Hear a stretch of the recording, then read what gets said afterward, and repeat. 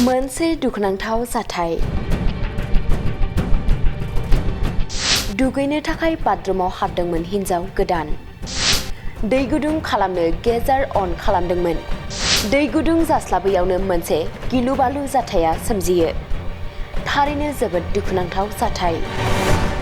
जुलिनि 5 सान उनावनो दुखुनांथावै जिउ गोमायो हिन्जाव गोदाना। नंगौ, थांनाय 22 नबेम्बर खालि गाजा-गोमजायै जुलि जादोंमोन आरो 27 नबेम्बर खालि दुखुनि दाखा जोमैया साग्लोबदों गंसे नखराव।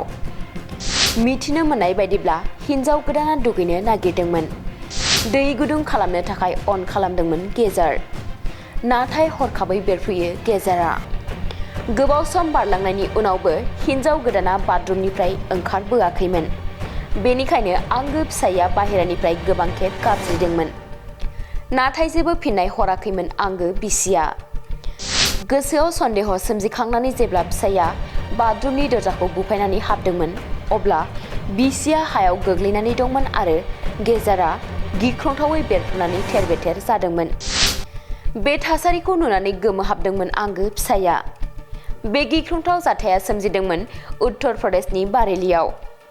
जिउ गोमानायनि 5 सान सिगां दीपक मुंनि सुबुंजों दामिनीया जुलि जादोंमोन होननानै सुलुङा फोरमायदों।